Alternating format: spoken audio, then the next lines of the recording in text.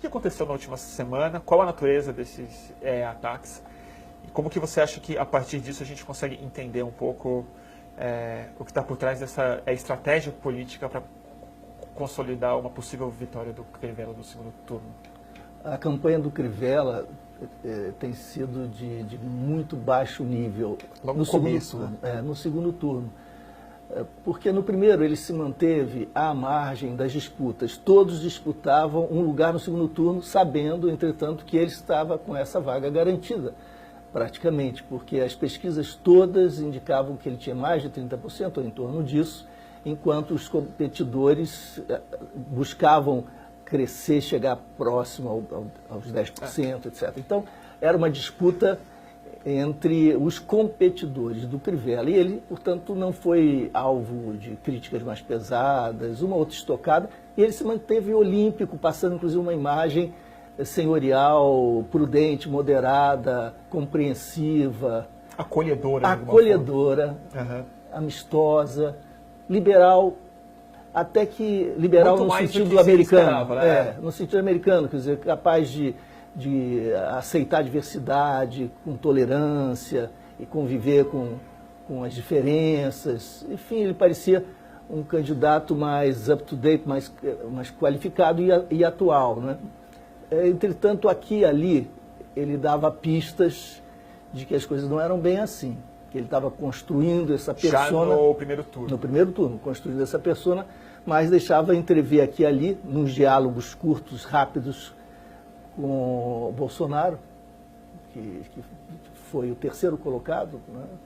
Eu acho, foi o terceiro colocado, que é extremamente preocupante, grave em si, né? Você vai falar um pouco disso, foi, se não me engano, foi o primeiro a apoiar a candidatura do Crivella no segundo turno. Claro, e segunda, naturalmente. É natural. Não é e as pesquisas indicavam que os eleitores de Bolsonaro foram os que mais rapidamente e de forma mais homogênea migraram para o Crivella no segundo turno. O que por si só quase garante uma vitória do Crivella se o voto do Crivella em si estiver fechado também com ele já, porque aí já bate quase os 50%, né? Não, eu não diria isso. Significa, claro, um apoio importante, mas não seria ainda suficiente. Não me parece que fosse ainda suficiente. Mas no primeiro turno, ele aqui e ali deixava entrever posições absurdas, por exemplo, a favor de escola sem partido. Ele chegou a dizer isso, en passant. Isso não foi muito destacado, repito, porque ele não estava no foco. Não é? Sobre a família, a família monogâmica tradicional, heterossexual, né? E falando aquela linguagem da lei da ordem da família como matriz da sociedade, no sentido bastante conservador. O homem como chefe. O homem como chefe. Isso ele não chegou a dizer explicitamente, mas é claro que... Mas é estranho, porque a biografia dele, que hoje está sendo duramente explorada na campanha, já estava tudo lá. De alguma maneira também, não só ele se colocou como essa figura mais conciliadora no primeiro turno, mas a sociedade mesmo falhou em observar o passado imediato dele como alguém muito reacionário. Não, sem dúvida. O problema é que a gente não tem uma razão una, superior e virtuosa que é capaz de calcular e, em nome do coletivo, decidir. Quero dizer o seguinte, se a sociedade, né, como um corpo único... Que esse é o problema. A sua parte mais democrática, digamos assim, mais vital, mais criativa... Mais informada, né? Mais informada. Se essa maioria, eu espero que seja, enfim, os segmentos assim, desse tipo, pudessem se entender, diriam, olha, nós temos um risco muito grande. Então vamos, desde o primeiro turno, enfrentar o risco que significa o Crivella. Ocorre que havia, além das divisões no campo da esquerda, havia também uma pulverização no campo centro-conservador e havia a identificação do PMDB como o mal maior, como o grande outro, como inimigo a ser vencido. Verdade. Então, até porque era o establishment mesmo. Né? Era o establishment, era o partido matriz da corrupção nacional, o partido de Eduardo Cunha, não nos esqueçamos. O partido que faliu o Rio de Janeiro também. Faliu o Rio de Janeiro, o estado de calamidade, enfim. De fato, o PMDB era o partido a ser batido, era o partido a ser vencido.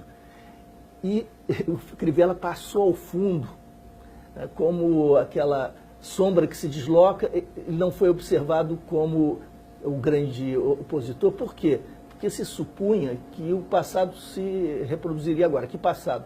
Aquele em que ele não superava o teto. O seu teto dele. Ele tinha sempre um teto, ele ia para o segundo turno e era batido, e a impressão que se tinha na sociedade laica, digamos assim, em todas as posições, é que ele não teria condições, dada a sua vinculação orgânica com a Igreja Universal, ele teria muitas dificuldades de se tornar um candidato majoritário vitorioso. Ele tem aquele teto que é alto, mas não é alto o suficiente para vencer uma Exatamente, majoritária. em torno de 30%. Que é bastante coisa, mas não passa muito disso. Um pouco acima disso, e ele ficaria confinado nesse gueto. E houve, portanto... E quem fosse para o segundo turno teria mais facilidade de levar isso. A ideia era essa, qualquer um que fosse para o segundo turno venceria, com exceção do Marcelo Freixo. Essa era a convicção do Crivella, e por isso, E por quê? Um parêntese. Porque havia facilidade de conexão, segundo a lógica do Crivella, de conexão do Marcelo, do PSOL, com a ideia do sectarismo, a ideia da radicalização, a ideia da exaltação da violência como forma de manifestação política. E da paranoia em relação à esquerda. A paranoia em relação à esquerda. Que está colocada no país como todo. O fato também do Marcelo não ter sido gestor, e a situação do Rio está muito complexa, ele teria de demonstrar, assim, como partido, capacidade, né? Porque é como se o Freixo, apesar de ter uma biografia muito sólida mesmo, fosse mais suscetível a rumores, calúnias... Até pelas virtudes, porque os outros candidatos, eu acho que o Molon seria um caso à parte, mas os demais candidatos facilmente se aliariam uns aos outros e ao PMDB, que seria o fiel da balança, claro. Mas indo o Marcelo e o Crivella, quem que se aliou ao PMDB? Claro, o Crivella. Então, o grande eixo em torno do qual se decidiria o segundo turno, que é o eixo da fisiologia, do clientelismo, das máquinas políticas, esse universo acabou se somando ao universo, digamos, institucional da Igreja Universal, compondo um front poderosíssimo que tem muitas chances, infelizmente, de vencer no segundo turno.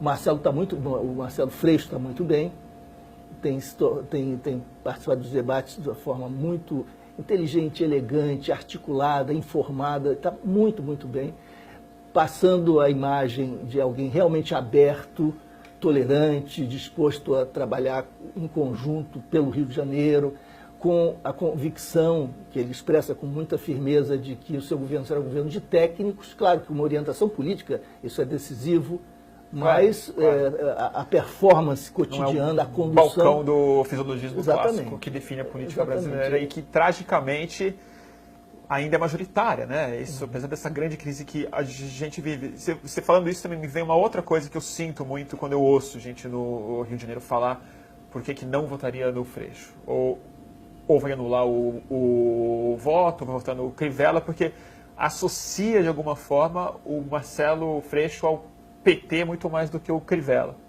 De acordo com todas as falhas do PT, com a desilusão gigantesca que o Brasil sente em relação ao PT. Quando foi o Crivella... Quando nada mais PT do que o Crivella. Quando você fala sobre os defeitos do PT que o colocaram nessa situação de pária hoje na política, na cabeça de muita gente, era o Crivella que estava junto com essa máquina fisiológica que a gente hoje condena tanto. Né? Claro.